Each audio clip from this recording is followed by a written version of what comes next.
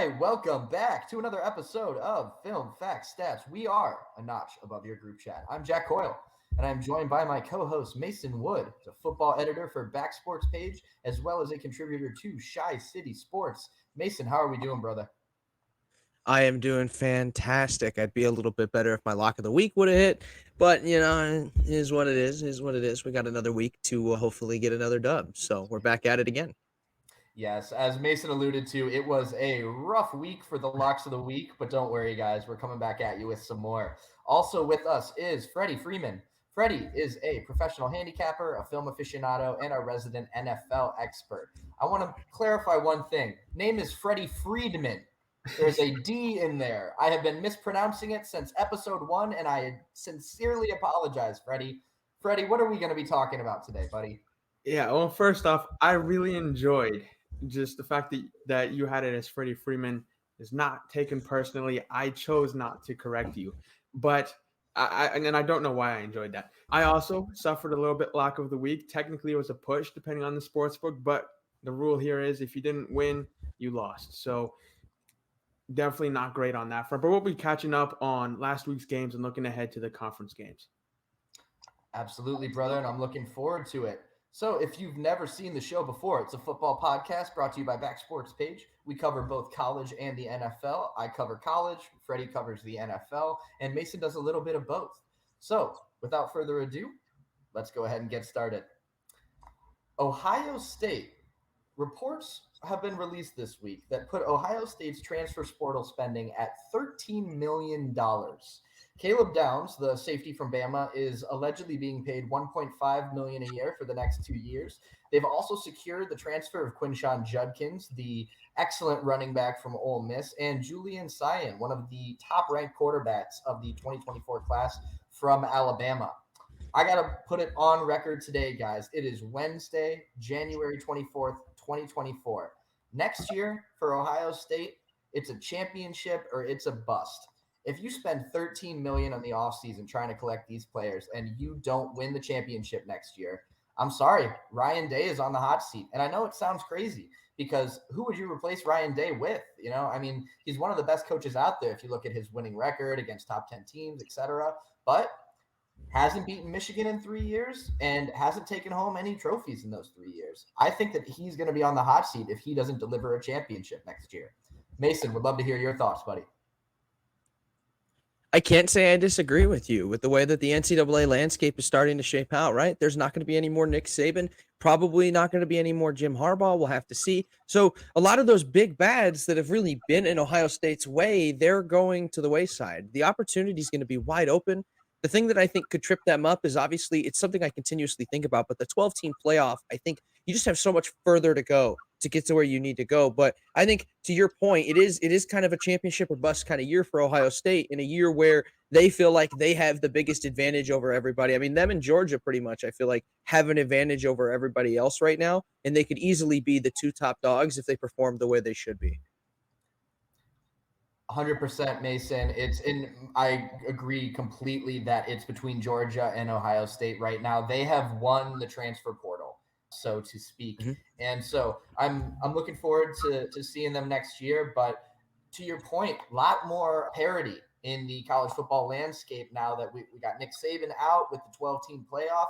It's going to be a lot more hurdles to overcome. But in my opinion, if Ryan Day doesn't get the job done next year, he's got to go. All right, and we are going to move on. Speaking of coaches who had to go, Tommy Rees has found a landing spot and a peculiar landing spot, to say the least. Tommy Rees is now going to be the tight ends coach for the Cleveland Browns, which honestly, man, going from college to the NFL, I know you could say that's an upgrade, but no matter which way you slice it, going from the offensive coordinator of Alabama to the tight ends coach of the Browns, that's a demotion. I'm sorry, he took a step down. And listen, I think Tommy Rees is going to have a great career. Just thought that we should bring that up as we have spoken about where Tommy was going to land. We'll see. He's got a good tight end room in Cleveland, but I can't think that this was the move that he was looking for. Mason, any thoughts on Tommy Rees?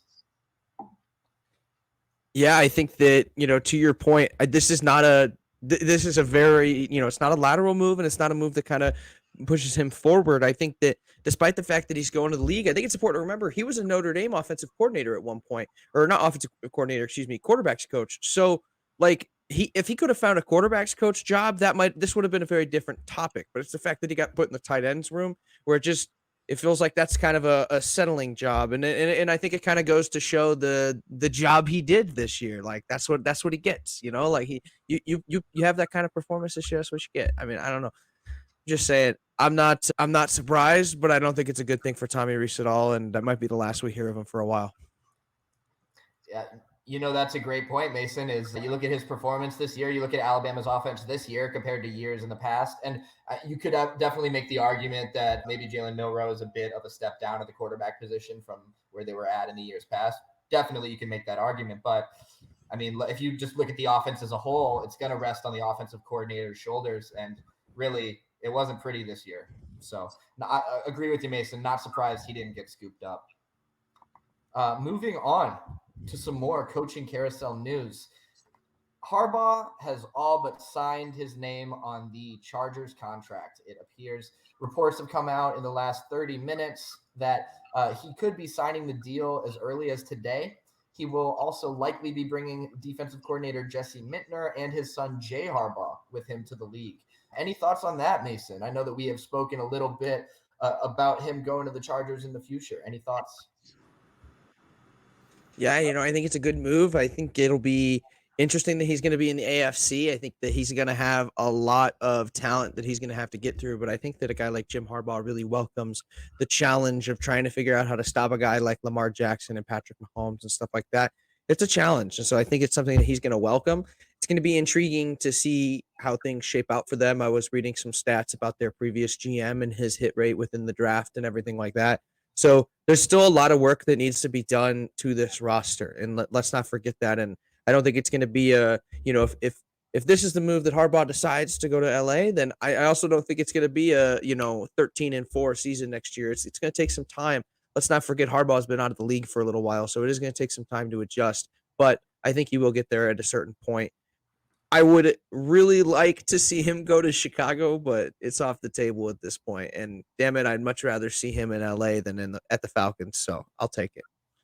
Yeah, Mason. Unfortunately, I think the Bears job is off the table. Freddie, do you have a point, my friend? I did. Am I coming through? I'm not sure if the tech's coming through. All right, we're good. No tech problems here.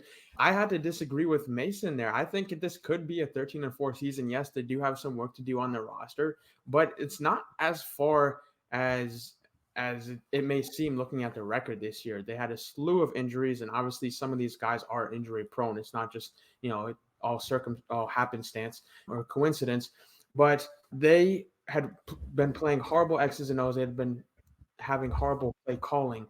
So I think getting back to their roots, getting back to just fundamental football, which we're not seeing a ton of in the NFL, could really push them to 13-4 or thereabouts. Because I mean, the Chiefs, sure, they're in the conference game, and we'll talk about that a bit more, but they're not playing lights out ball. It's just that the Bills did a little worse than them. And again, we'll talk about that more later. But we could see them really make a deep push this coming season. You've got the Chargers effect on you right now. Just wait until next year when they're 7-9. No, I get it. They have a lot of injuries, but I think that they are the best team on paper, but it's about the product that gets put out on the field. I'm excited to see what Harbaugh can do because I hated Staley and I thought he put out terrible product with this team. So I do see your point, and you're 100% correct. I just, we'll have to wait and see. Yeah. That's what it comes down to. Well, that was great. And that will wrap up my coaching carousel news. I'm going to go ahead and pass it over to Mason, who is going to fill us in with some more. Absolutely. Taking a look at some of the coordinators. We've brought them up over the last few weeks, some of the guys that were getting interviews. There's been some guys over the last 24 hours of our time of recording this that have been fired. Most recently, in the last just couple of hours, Vic Fangio has mutually agreed to part ways with the Dolphins. It's very likely that he is to land with the Eagles. He was there in 2022 as a consultant. I think this one's a big one. I'm a big fan of Vic Fangio, and I do think that, I think that the Dolphins defense improved in some ways, but I don't think it was enough. And I think that they had some injuries, and I feel like they just could never really get their pass rush exactly where they wanted it to be. And they just couldn't get the defense lined up on, certain weeks with the offense. So while it's unfortunate, I think that the fact that they're calling it a mutual parting of ways, I think they're basically saying like, hey, we don't think you did a bad job. We just needed more, So that's kind of what it feels like there. All right, some other breaking news that came out earlier today. The Packers are moving on from defensive coordinator Joe Barry. They're going to be looking for a brand new defensive coordinator. They've kind of cycled through them over the last few years. And Joe Barry, out of the ones that have been at Green Bay, he's been the one that I felt has done the best. I felt he's done a really good job of confusing, quarterbacks, and specifically young quarterbacks. He's done a good job, but there are some games that, stick out like a sore thumb. The 28-point game to the Panthers, there's some games that really stick out in that crowd. But at the same time, this team got to the divisional round, and I felt that, Joe Barry was not necessarily the problem with this team. I think that it's just they were a young team. This felt like a move where, the Packers feel like they were on the rise, and now it's like, okay, well, we're gonna like fix like it just doesn't feel right. I feel like Barry was doing a fine job and he was doing much better than the last few that they've had. But I think they're at a point where they just expect greatness on the defensive side of the ball out there right now, because that's what they need in order to succeed right now. So, Freddie, what are your thoughts on the Joe Barry firing in Green Bay? Yeah, I agree 100%. I think you nailed it on the head.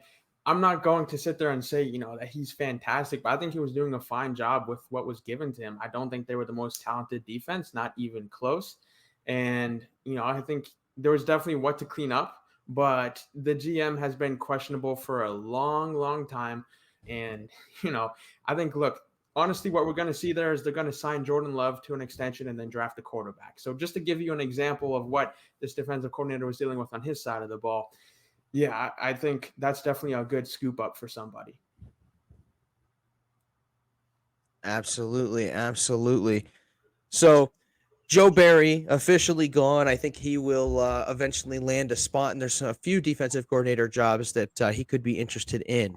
Speaking of which, the Eagles, as I mentioned, they have an open defensive coordinator job. They also informed Brian Johnson, the offensive coordinator, that he won't be returning in 2024, move that I think kind of everybody overall expected was going to happen. Lastly, the last NFL coordinator change that I really want to touch on. This one is a big one, and I think it's probably the biggest one of the offseason so far.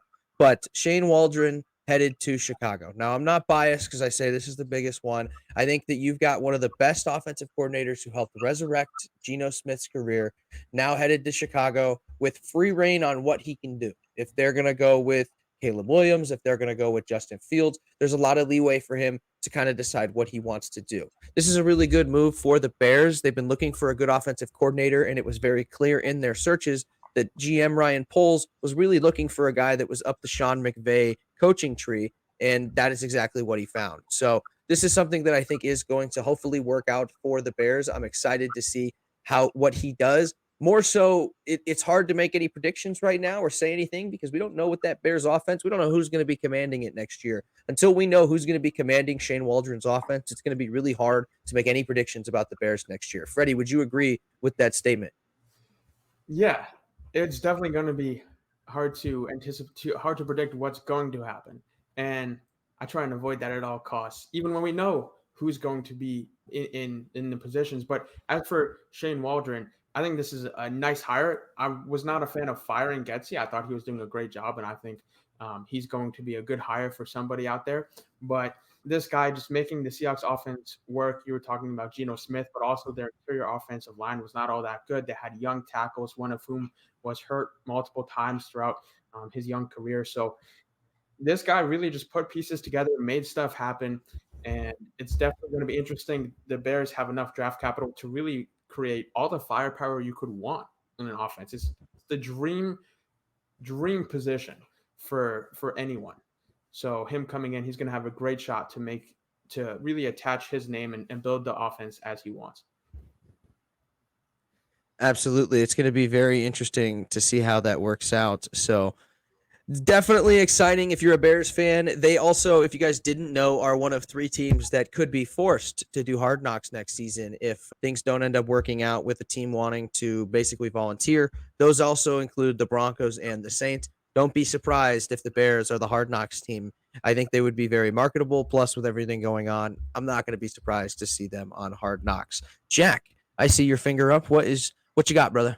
Yeah, man. I just wanted to say that I agree. I think it's a good hire. My only issue is that Waldron has some of the same issues that Getsy had. Particularly, he occasionally gets a little bit too cute with the play calling on third down. A lot of the times, he'll run kind of that outside sweep that we've been harping on all year that Getsy keeps freaking running. I'm expecting him to come into Chicago and actually clean that up because, like you said, I think he'll be able to kind of develop his own weapons with this draft that he has. And another criticism of Waldron that he got at Seattle was that he didn't always play to his offense's strengths. So, I'd really like to see kind of how he does in Chicago with the team that he brings on. If he can bring in a lot of offensive weapons, I think it'd be really interesting to see how his play calling kind of meshes with the strengths of that offense. But those are my only two kind of things that give me a little bit of pause and kind of maybe some things to look out for with Waldron. Absolutely. And I think that those points are completely understandable. And I think that it's important to remember, too. I can't remember the last time the Bears had a good offensive coordinator. I think that you go as far back as Adam Gase. And I mean, even then, I'm like, did I really just say that? Like Adam Gase? Like, that's like 2016, like 2015, like end of the Jay Cutler era. And then, like, I think about like the Rod Marinelli days and stuff like that. Like, just we haven't had a good offensive coordinator, like, since I can remember. So, I mean, can you think of it, Jack? Can you think of one? I'm trying to think of like what are we saying is like good, like because I don't know, man. That's a good question. I Like mean, like you can maybe 06. consider I like mean, I don't even like. I don't even know who our offensive coordinator was in '06. That's the thing, right? It is that far ago, almost 20 Yeah. years ago. My point being is that this is an opportunity for Shane Waldron to really make his mark there in Chicago for the offensive side of the ball. This is a team that's known for defense. This is an opportunity for him to really change things in Chicago. I know how they've, said it many times, and let's not get our hopes up here, but Waldron will have the opportunity to change things in Chicago. We're going to go ahead and throw it over to Freddie to start looking ahead at this weekend's upcoming games and also recapping this past weekend's divisional round games. Freddie, all yours. Well, yeah, Mason, before we get to that, I want to talk a little bit about coaching. And I'm going to start with Luke Getsy because we need to sit down. All three of us need to sit down and break down Justin Fields' film to understand his ability and then understand the master classes, not every game, but the master classes that we occasionally saw from Getsy last season, just making the Bears offense look semi-competent. So we have to agree to disagree for now and have an in-depth film session later on. I disagree greatly. Freddie's poking the bear with his pecker, everybody. He's Like, poking the bear with his pecker. is that a Jew joke? Because my nose isn't that big. Look. That's not what a pecker is, Freddie. Reminds me of a Paul Rudd joke on Between Two Ferns, but I'll leave that at a reference, and we'll move on to a couple of coaching just flybys before we get into the game. So first, Mike Sullivan, Steelers quarterbacks coach that became the offensive coordinator. I'm not attacking what he was able to put together at the end of the year, but it wasn't great. They found a run game, and that was good. And part of that was tied to Broderick Jones joining the offensive line, proving himself at right tackle. But him getting interviewed for the Raiders offensive coordinator position and the Saints offensive coordinator position, these teams made interesting coaching decisions. I'm not attacking Pierce. They need to get this right. They need to get this offensive coordinator hire right. And so Mike Sullivan, I did not see enough to suggest that he should be in an offensive coordinator position as of yet.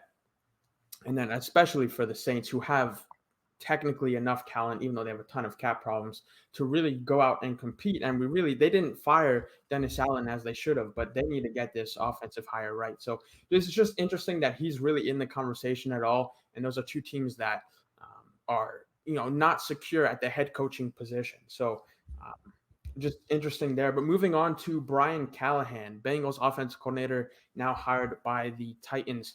I'm not a huge fan of this either. I thought they dumbed down the offense for Burrow at the start of the year, and we're not going to talk about Joe Burrow and his problems now. And they did a good job adapting it to that, and then they adapted to Jake Browning as well, a decent bit. But I didn't see consistently good play calling from them. I saw a lot of broken plays, not just this past year, but even before that. And this part of the reason why I'm not the biggest fan of Jamar Chase is that a lot of his plays are breaking plays, but he's not that consistent guy who can show up and win every route and do everything that you want. And maybe we'll debate that another time. But so I just thought that the Brian Callahan hire was interesting. Vrabel is a good coach. I understand wanting to go with an offensive guy for a young quarterback, whether that's Will Levis, they end up drafting someone else, but just interesting there. Moving on to the NFL recap of the last 4 games. So we're going to start with the divisional round. Ravens, Texans.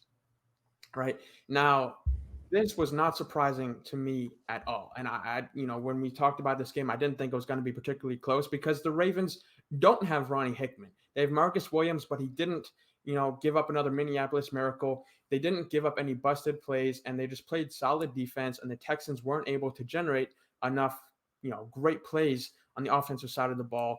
And without things breaking, they really would have put up 6 points. They had a missed field goal, and their touchdown came on special teams. So this wasn't that surprising that they only scored 10. And, the Ravens are just playing solid ball on defense and on offense. Mason, what were your thoughts watching the Ravens-Texans game? You really want to know my thoughts? No. Jack, what were your thoughts watching? Mason, My thoughts watching this game. First off, first half, I thought things were going kind of exactly how I predicted, where this game was kind of close. The Texans were kind of in it as much as they could be, but this was still like a Ravens game that it clearly felt like the Ravens game, but the Texans were still involved as far as the score went, and then things just kind of fell apart in that second half. If you're wondering why things fell apart, it was because Freddie decided that he was going to mention how good our locks of the weeks were doing at that time. At that time, then the Texans did not score another point after that for the rest of the season, mind you. So let's just put that out there. Unfortunately, this was, I think, for the Texans, they never really had the talent to kind of keep up. And so they'd been fighting hard over the last couple of weeks. And so I think that to a certain point, they were going to slow down. It just so happened to be in the middle of this game. So it's unfortunate, but they kind of overachieved. I think I'll mention it with the Packers, but they overachieved. There's a lot to still be proud of, despite the fact that they lost this game for sure. Yeah. Yeah. And apparently Mason believes in jinxes. So now y'all know. Absolutely, I do. You can take everything he says with a grain of salt. Jack. I'm from Chicago. You don't think I believe in jinxes and curses? Kidding me? Yeah, no, I'm with Mason. Jinxes are 100% real. I'm very superstitious. But actually, Mason, I'm going to disagree with you a little bit. Well, I agree that the score was close in the first half. I never really felt like the Texans had a shot in this game. It felt like they just couldn't move the ball. C.J. Stroud was running for his freaking life. Couple of drop passes. And I just felt like from the first half, watching it, yes, the score was close. And I will admit that I was actually feeling really confident that our plus 9.5 was maybe going to be okay. But the whole time, I never thought that the Texans were going to win that game. It was the Ravens game the entire time. So, again, was hoping for a little bit more of a competitive game. I don't think that you can blame C.J. Stroud for that game at all. And so disappointing for the Texans that they, lost this game. But honestly, I think that they still need to look back on their season as a totally net positive and, be really happy with where they're at. C.J. Stroud, I think, is going to be excellent quarterback in the future. So if I'm the Texans GM, I'm feeling okay about where we're at. Yeah, interesting points, Jack. I mean, I wouldn't feel okay with what I did if I was a Texans GM, but I would feel okay with where I'm at. I think they did really lose in the trenches a good deal, and it wasn't just in the trenches where they lost, but we expected to see that from the Browns, not so much. But we saw, Matabike, who has had a great season for the Ravens. He's just dominating these guys up front, and the Texans made a decision to go with Will Anderson instead of offensive line to protect C.J. Stroud, to help Dameon Pierce, who didn't lose his talent this year. They just can't block for his style of running right now. So it was just, I got a little triggered there when you mentioned their GM, but absolutely, this isn't a total loss for the Texans. It is in terms of this season, but they have a lot of nice things to build on. Moving on to the Packers-Niners game. I mean, this one hurt because we saw the Niners just misplay rub routes, right? How often do you see Fred Warner just misplay rub routes, just not be able to get out there? We just saw really bad X's and O's. And we saw missed kicks from both teams. I don't want to hear this talk about how a rookie kicker missed the kick that would have done this, that, the other. No, both kickers missed. It was equal. If you're going to blame one, you have to blame the other, and then it wouldn't have made a difference. So, but for offenses and defenses, we just saw really bad X's and O's. And then I have to mention this, and then you guys can jump on as Bears fans and hate on the Packers, but hopefully it'll be based in real analysis. Jordan Love, the entire season, has been getting lucky with passing interference calls, and not that he's been getting like calls that were iffy. The calls were there; they were the right calls, but he's just been chucking the ball deep, and corners freak out or safeties freak out and grab the receiver, often for no real reason. It's not that the ball is well thrown necessarily. The defensive back's just freaking out. And we saw that against the Niners. We saw it multiple times throughout the year in the regular season, and we saw it on the Niners as well. And then some of their points also came from the kick return. So I'm not as high on Jordan Love. I have to mention this. And maybe we'll do another segment in the coming weeks about what contract he's going to get. But I'm not as high on Jordan Love as it would seem in the fact that they made the divisional round. It's not really that simple. There's a lot more to pay attention to when you look at the film. On the flip side, the Niners, this was a dud game that they snuck out. I'm not going to say, even with Debo being out, I'm not going to say that, they did a good job outside of that. Christian McCaffrey is the clear MVP. He's the only reason that they were able to win. He didn't have a dud game, but everyone else, George Kittle dropping the ball. Brock Purdy didn't play perfect. I'm not going to attack Brock Purdy, just like, I'm not going to attack CJ Stroud for his wild card round or anything like that. But that is the 49ers Packers recap with a couple of tangents. Mason, what did you pull from that game? All right. So let's talk about this. Let's talk about this Packers 49ers game. Now, first thing I want to mention, I thought the Packers did a fantastic job. I thought they did exactly what they needed to do to go down in there into Santa Clara, be competitive, and to have a chance in this game. They did everything right. It just so happens that Jordan Love, he leaned a little too far on the Brett Favre side. I don't know if you guys have seen the clip, but the interception that he threw is exactly like the one that Brett Favre threw on the Vikings in the NFC Championship game back in 2010 that could have sent them to the Super Bowl, that rather sent the Saints. So, I think he channeled his inner Favre a little bit too much, and if he had he have channeled a little more Rodgers there, things would have went a little bit differently. But they were in position. It just so happens that that's the way it turned out. He's very young. He's going to learn from that. So it's not something that I think that Packers fans should be alarmed by. Now, I also want to mention with Packers fans, they should be proud of the way that their team played. They should be proud of how their season went. They overachieved tremendously.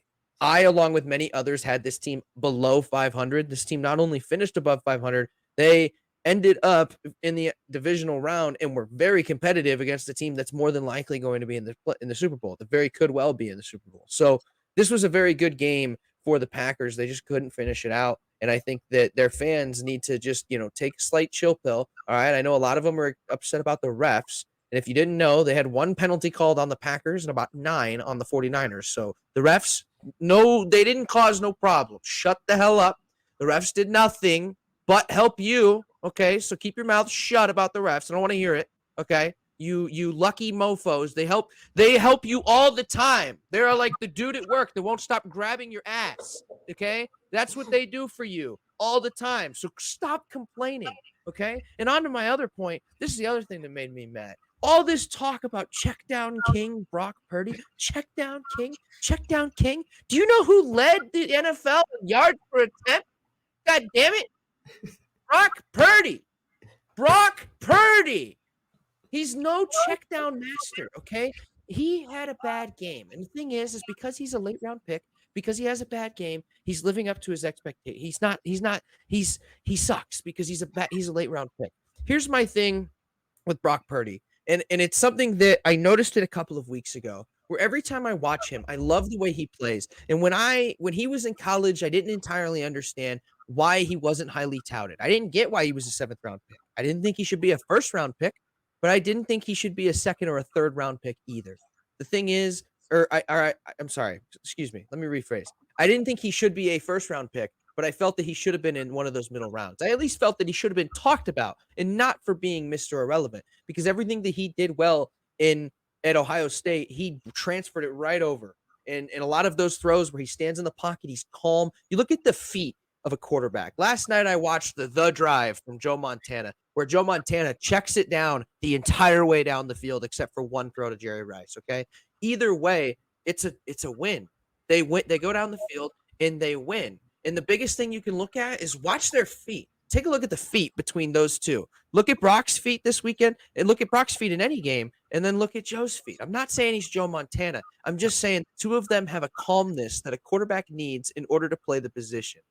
Brock Purdy has all the tools to play the quarterback position. Just because he was picked last, just because everybody in the media whiffed, okay, doesn't mean he's bad. The whole reason this narrative even exists is because the fact that Brock Purdy is good, the fact that Mr. Irrelevant, the last pick in the draft, is good, it makes every person in the media look like shit. That's why. That's why. It makes them all look bad because they didn't think of it. They didn't think about him. It makes him look bad. It has nothing to do with his play. It has nothing to do with the kind of person he is, the kind of player he is, who he's playing around. It's that. Brock Purdy is the man. He's in the NFC Championship game 2 years in a row. He has taken this team to I think he's better than what Garoppolo ever was with this team. There's a reason he's leading this team. Leave Brock alone. That's the end of my rant. I'm sorry. That's it. Wow. Well, Mason, first off, that was a fantastic rant. Love it. I want to mention a couple of things. First of all, nobody at your work should be grabbing your ass. That's first. Okay. Second, the verbiage you used there was he, and you sounded like you didn't mind it so much, and then you were pretty much there, doing some things to Brock Purdy proverbially. So, No. We accept you. We love you. It's all good, Mason. It's all good. And the last thing I want to say before kicking this game over to Jack is we do not see eye to eye on a lot, it seems.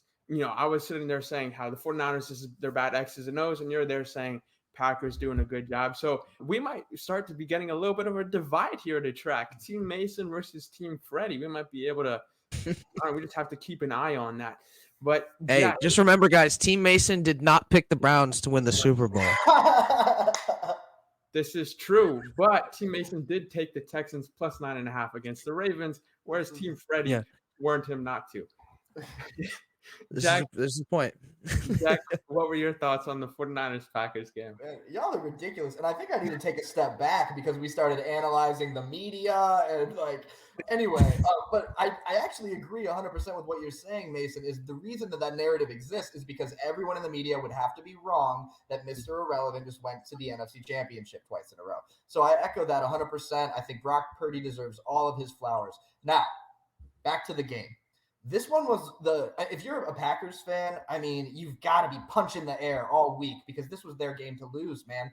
And it was the whole time. I don't think that the 49ers played up to their potential, and really just the Packers didn't do everything that they needed to put the nail in the coffin. Mason, I'm glad that you brought up that Brett Favre throw because I'm a little bit older than you guys. I actually remember that game. I remember watching it live, and it was exactly what happened. And, I was actually going to draw a parallel to Baker Mayfield's last interception on his last drive because it was kind of a similar throw where Jordan Love was rolling out. He had a little bit of space in front of him, and then he just threw it across the middle of the field. It was a bad choice. Freddie, I am going to disagree with you a little bit because I actually see a lot of positives in Jordan Love. He has a lot that he needs to clean up and polish, for sure. No questions asked. But there was a couple times when he extended the play, made a really nice dart on third down. I think occasionally he has great throws. Occasionally they're a little bit errant. He's absolutely got to get a little bit more consistent and clean it up.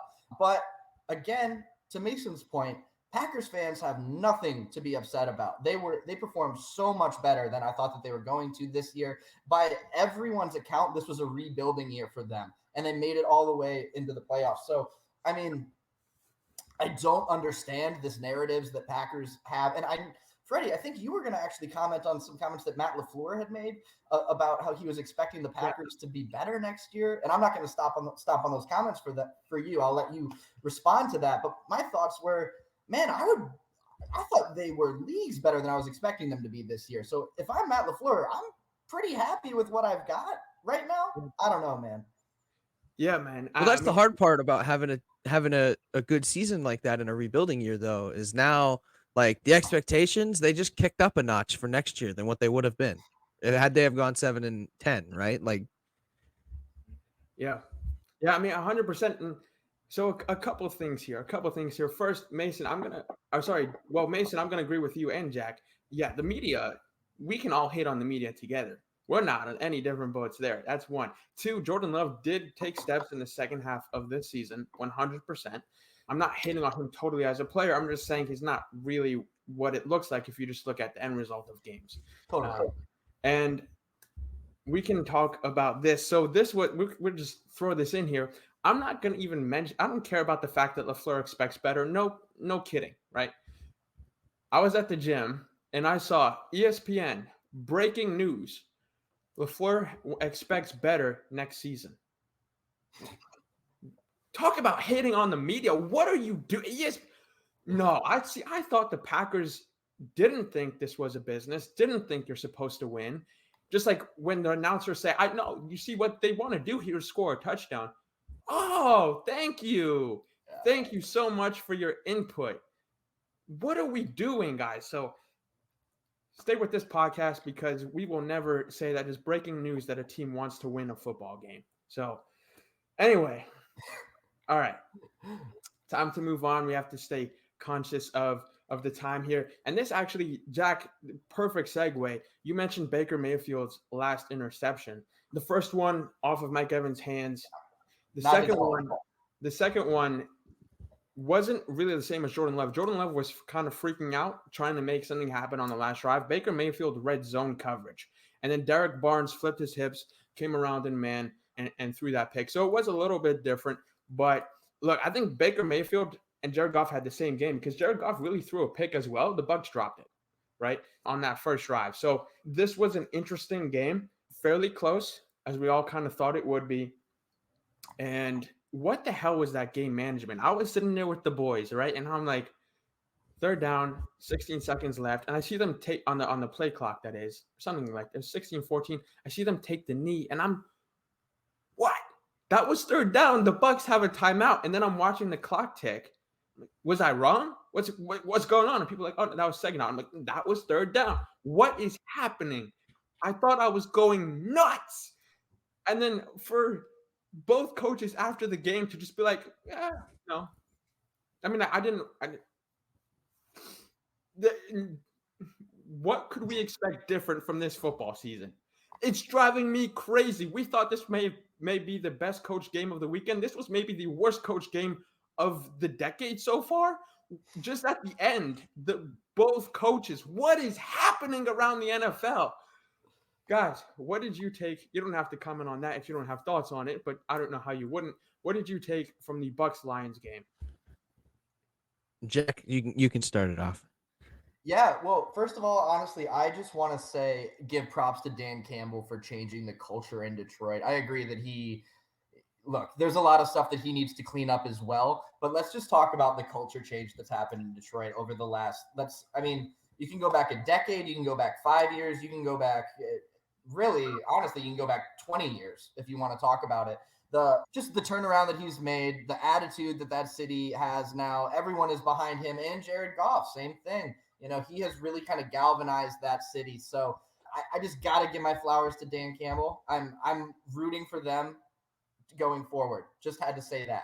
Now, step back here. It was a really good game. And actually, I thought all of the games this week were pretty good. I think that we need to start giving Baker Mayfield his flowers. He threw for 350 yards and 3 touchdowns, technically 2 interceptions. One of those was completely Mike Evans' fault. And I can't fault a guy for throwing a pick on the last drive of the game when you're trying to go win the game. So I think Baker Mayfield deserves a lot of credit here. He's playing really well. I think if I'm the Buccaneers, then, there's a couple things that we need to clean up. Specifically, what the hell happened with Mike Evans? Like, I don't know what is going on with him in the second half of this season, but, he's supposed to be their all-star receiver, and he's dropping balls left and right.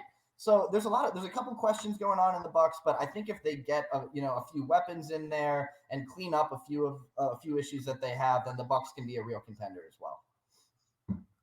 Yeah. 100%. And interestingly, Baker Mayfield they're both entering a contract year. Well, I mean, they just had a contract year, really. They're both up for renewals. Mason, what did you take from this game? I didn't love the offensive game planning by the Buccaneers, and I think that I didn't love a lot of the adjustments that they made kind of in the second half. I felt that this was, kind of primed for a big game for Chris Godwin. He's been kind of running primarily in the slot for them.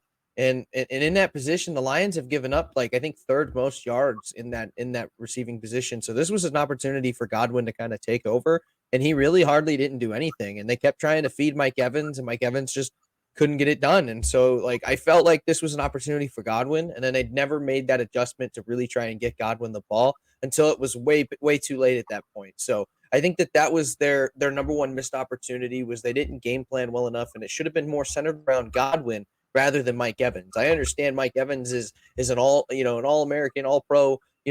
He's one of the best receivers in the league, but at the same time, you got to look at some of those stats and see that Godwin would have been the move this week over Mike Evans. They didn't understand that, and that's why there's going to be in the Bahamas next week. Well, that's a solid point in that they should have attacked the Lions linebackers more and in more ways than they did. But you also can't deny the fact that the Lions corners cannot cover Mike Evans deep. And I wanted to see more deep shots from Mike Evans. And I kept calling it during the game, like, oh, they set it up on the slant that I believe Cam Sutton covered. And he got his hands in there. Sutton triggered hard on the slant. So if we saw Sluggo, this safety was not going to get there. It was covered too. So, I just wanted to see more of Mike Evans stretching the field, which is what he primarily does. And then, I wanted to see more of Godwin in the slot. And I wanted to see maybe a couple more screens to Rachaad White instead of running the ball so much because their offensive line, even though they did a decent job this week, they're better blocking with the screens as we've seen throughout the year than they are blocking the run. So, Mason, that's a very fair point as well. Moving on to the Bills and Chiefs. Now, before getting, you know what, we'll go the right order. So, look, Mahomes missed a bunch of throws, and they were significant throws, as did Allen. Allen also missed a bunch of throws that were significant. Now, Allen also suffered from his receivers dropping more balls than Chiefs receivers, and I don't have the stat on that from the film. That's what I saw. Guys, please correct me if I'm wrong, but I'm going to say that, we saw Stephon Diggs drop a ball that – come on, Stephon. It was a beautiful deep ball. Beautiful deep ball. Number one receiver on any team cannot be dropping that, especially if you're not just number one, but you're actually good or you were good. I don't know what's going on there with Stephon Diggs, but we saw it was a good game. It was a little sloppy. Both teams made some mistakes that they shouldn't have, not just at the quarterback position, not just at the receiver position. But before passing this on to you guys for your thoughts, there was a play at the end where Josh Allen threw to Khalil Shakir on a post route against Tampa 2, in fact. And the Bills had the perfect play call. And Joe Brady, it's interesting, what he's going to be doing next year. He's their current offensive coordinator, replaced Ken Dorsey in the middle of the season. He had the perfect play call. He had Khalil Shakir on a post from the left side of the field, and he had Stephon Diggs on an under route, right? That's the perfect thing to attack Tampa 2 because you're splitting that middle linebacker. Now, Josh Allen threw the post route to Khalil Shakir, which he missed. Khalil Shakir was open. The linebacker did not get deep enough, and he just missed the throw. Tony Romo, instead of saying that, he just missed his throw, he needed to put a little more air on it, he needed to put here whatever, he was like, oh, he should have gone to Stephon Diggs. He had Khalil Shakir for the touchdown. I cannot pass up this opportunity to call Tony Romo a pompous piece of garbage. So, I'll cut it off there. Mason, what were your thoughts on the Bills-Chiefs game? Well, I think you got a few of them right as far as, the Bills and their offense. I think that they, heavily underperformed. They should have scored a lot more points in this game. Josh Allen didn't, perform as well as I would have liked to see. And I think that, if you told me that Patrick Mahomes was going to have 215 yards and 2 touchdowns, I would expect that the Bills won that game. So the fact that they didn't, I think, is egregious. And I think that this game, I think it brought to light something that hasn't really been discussed a lot. But I think that while the Bills have really good receivers, they have really good downfield receivers. This was a game where the Bills were forced to kind of take what was in front of them. If you haven't seen it, their yards per play was 4.7 yards as compared to the Chiefs 7.7. So it was a lot more of the shorter stuff. I understand they had freaking 15 to 20 incompletions. So there was a lot of that was not helping. But I think that what really showed was they need some more guys that are really good after the catch. I think that they struggle after the catch. They're really good with their running routes and stuff like that, and they're able to get the ball in hands. But it's once they get the ball in hands, it feels like they only have 1 to 2 guys that can do a whole lot as compared to when you look at guys like, the 49ers and stuff, they have so many guys that when the ball's in their hands, they're dangerous. It doesn't feel like that the Bills have as many of those guys. That's just a personal opinion, though. I'm not going to be surprised if either of you disagree with that. Jack, what are your thoughts? So first thing I want to say is, Freddie, not only did I notice that comment that Romo made, I wrote down verbatim what he said because it was ridiculous. So here's his direct quote was, if the Bills lose this game, that's a play they'll look back on and want back.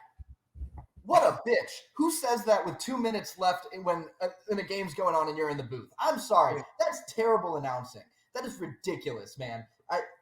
Terrible. So 100% Freddie. That's bull. I hate Romo, man. Now, back to the actual game itself. And I have another bone to pick, okay? Bills Mafia, Bills fans, Buffalo people, whatever you want to call them, you can send death threats to Tyler Bass until the cows come home. It won't take back the fact that you had 24 chances to win that game. Like we said, missed the throw to Shakur. Diggs's drop. There is so much blame to go around in Buffalo that it does not lie solely on Bass's shoulders. And I don't want to hear that BS, man. I'm sick of hearing that. I understand why people feel that way because you watch the kicker go wide right. But that did not lose them the game. The way that they played throughout the rest of the game lost them that game. Defense of the Bills couldn't get a third down stop. Allen was trying to play hero ball, like you said. They just underperformed. That's all there is to say about it. And I don't think the Chiefs necessarily beat them. I think the Bills kind of beat themselves with these errors that we've been discussing. So that's my thoughts. 100%. And yeah, I mean, to jump on the Tony Romo train a little bit more, just like that's all I'm going to say. It's the last drive. Why? Like the game's not over, and it wasn't a bad read. It was just the most clearly wrong. You could not be more wrong to say that he should have gone to Diggs. No, he should have made the throw to Shakir. 100. Like, what are we doing? I don't. Also, going back to your point about Matt LaFleur, though, it's a non-statement. Oh, he missed the throw. He's going to want it back. That's a non-thought. Obviously, of course he's going to. It's just dumb. Yeah, and I get so mad thinking about just how annoying Tony Romo is. I forgot what else I was going to say in response to your comments on the game, to both of you. But oh man, like the Bills, you could blame the GM. They did get a couple of third down stops like in the fourth quarter, third down stops in the fourth quarter to keep them in it. But yeah, for most of the game, not really doing that thing. Yeah. Okay. Anyway, let's move on because I could fixate. I'm just fixated on Tony Romo now. I don't think I could get anything else out about this game. So enjoy the Super Bowl, people, because he's going to be calling it, and I don't know how you're going to stand that. Looking ahead, Lions versus the Niners. Now, this is going to be a very interesting game because both of them have interesting secondary situations. We saw the Niners secondary break down a bunch against the Packers. And the Lions secondary, as I was describing when we talked about Bucs Lions, I mean, they were biting hard throughout the year. They weren't really doing a great job. Mason was talking about those linebackers, and that's an important part of coverage as well. So this is going to be a really interesting game. Obviously, Debo not looking like he's on track to play, but Ayuk can tear any team up, frankly, and especially the Lions secondary. You got Kittle, you got McCaffrey. He may not be 100%, didn't look like he was quite 100% when you watched him on the sidelines, but is still playing like an absolute phenom, like an MVP.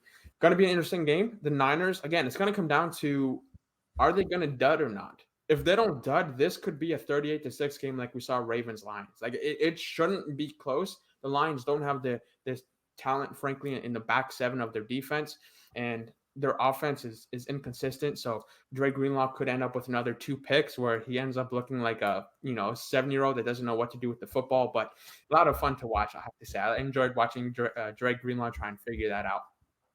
But anyway, this is the 49ers game to lose 100%, even with the culture, and everyone sort of roots for the Lions with their new culture. Everyone kind of loves Dan Campbell, but this is the 49ers game to lose. Jack, what are your thoughts on this Lions-Niners game?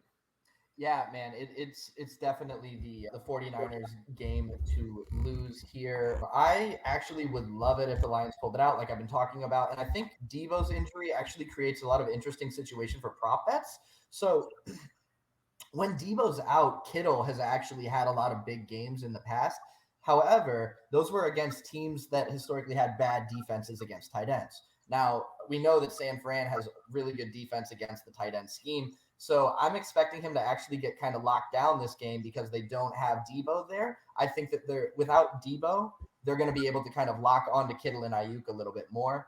So, but actually, 100% to your point, this game is going to come down to errors. Is San Francisco going to turn the ball over? Are they going to make dumb penalties? That's what it's going to come down to. It's their game to lose. Mason, to you, buddy. Yeah, I mean, I completely agree. I would love to see the Lions win, and trust me, I'm not going to be surprised if the Lions do end up pulling this one out. But to your guys' point, this is really the 49ers game. I have said it kind of from the beginning of the playoffs that I felt that they would get here. I felt that they would get to the Super Bowl. They are the best team in the league. It just kind of depends on whether or not they're going to have any of those really big faults. I look forward more to this game because at least like if they're losing, it'll feel a lot less dire for me because it's not the Packers winning. Like I would love for the Lions to win. I got nothing against the Lions, okay? But like watching the Packers lead last week was tearing my soul apart. So it'll be much better watching this game if the 49ers lose because I am a Brock Purdy supporter considering he went to school about 15 minutes away from where we're currently where I'm currently recording this. So he went to high school really close to me. He used to go to the same gym right down the street. Damn, that's good. That explains a good bit. All right, moving on to Ravens Chiefs. Now, we all thought that the Ravens and Niners would be in this conference game conversation. Now, obviously, had the Ravens not playing the Chiefs, I had them playing the Browns. I have to own that, live with that for the rest of my life. But Ravens Chiefs. Look, actually, before moving on, Lions Niners. Excuse me. I just want to quickly mention Lions dealing with some key injuries to the left guard and center. So we'll see how that plays out. But moving on to Ravens Chiefs. So look, the Chiefs were talking about it. I mean, Mahomes missed some throws. They weren't playing lights out ball by any capacity. Kelsey's touchdowns, one was a screen, and one was busted cover 3 with a backup corner from the Bills. So it's not like they were playing lights out ball, 215 yards, 2 tutties. The Ravens have been playing really solid ball, the most solid ball at least around the league. Even if you don't want to call it really solid, it's been the most solid, from in comparison to the rest of the NFL. So I have the Ravens should be able to just run through this team like nobody's business. Joe Tooney, questionable to play. Matt Abike, we spoke about him just kind of wrecking things against the Texans.